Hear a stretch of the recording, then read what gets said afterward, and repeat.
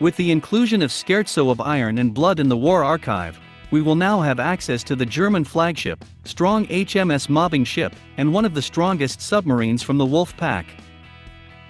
Hello and welcome.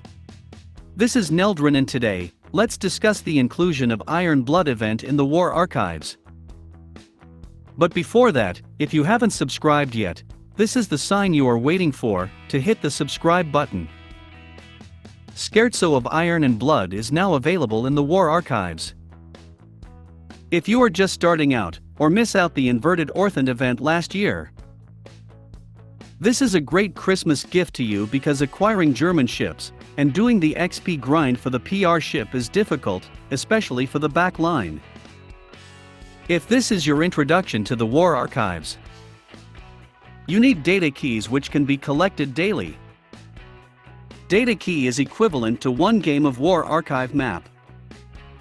It will not be refunded if you decide to retreat from the map. If you already completed the event before, your progress is reset, except for the cutscenes you had collected.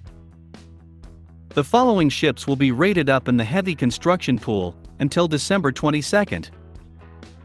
After that, they will be transferred to their respective construction pool or merit shop.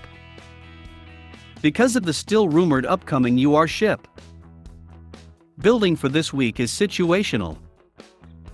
Since they are now permanent, there is no need to spend most of your cubes. If you want to take risk because of the rated up ships while conserving your cubes, you can build up to 3 times a day. Farmable equipment in this map can also be farmed in the main campaign maps.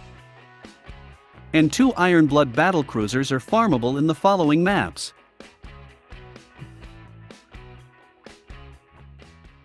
Bismarck is the flagship of Iron Blood.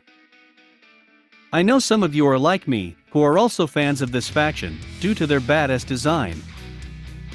Her first red skill lets her first salvo to guarantee a critical hit. This will also increase her secondary gun range when equipping cruiser guns. If you want to utilize this skill, equip a high damage main gun. And equip the twin 150mm gun or the new Gear Lab gun for your secondary gun due to their narrower spread. Her second red skill will buff Iron Blood carriers and have a high chance to fire a special barrage when firing main gun. She needs to be in the flagship position to activate this skill. If you want to utilize the barrage instead of the critical damage, equipping a fast-firing gun is advisable.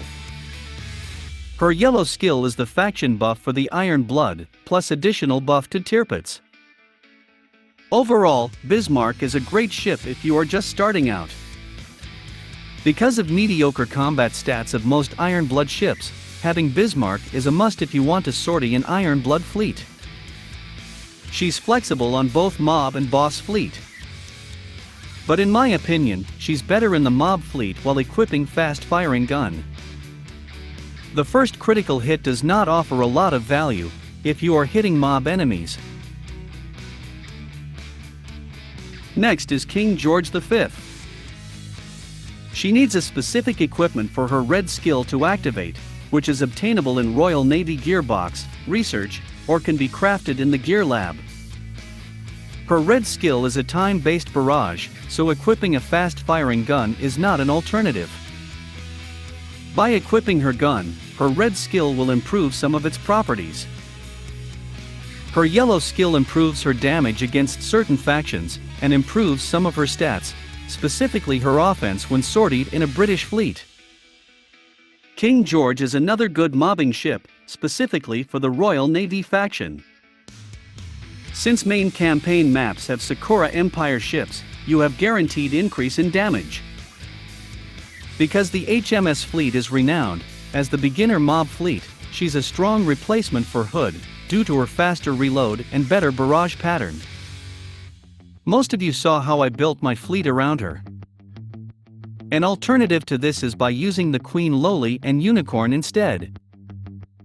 Then you can bring at least one more HMS Vanguard to activate her yellow skill. Next is U-96. She's one of the strongest submarines for the Iron Blood, due to her increased crit rate and offensive buffs to the Iron Blood submarines and for herself. Overall, if you are planning on using the submarines, I highly recommend the Wolf Pack, especially if you missed out on the event-exclusive submarines of the Eagle Union. Regarding the rest of the ships and submarines, they are all mediocre. Both U-73 and U-556 are good for a startup Wolf Pack, but highly replaceable once you get the stronger options. Ideally, you want to get these ships to earn tech points for the Iron Blood to unlock the PR ships. But if you already have enough points, there is no need to pull for them, unless for collection purposes. But to summarize, the Scherzo of Iron and Blood is now available in the War Archives. 2 ships and 1 submarine are good to have. But because of the rumored UR ship, pulling for them during the raid up is highly situational. Farmable equipment in this map can also be farmed in main campaign. I wish you luck to those who will take advantage of the raid up for this week. May you get the ship you wanted. I already got U-96, which I missed during the rerun of this event last year. And don't forget to subscribe and share this video to support my channel.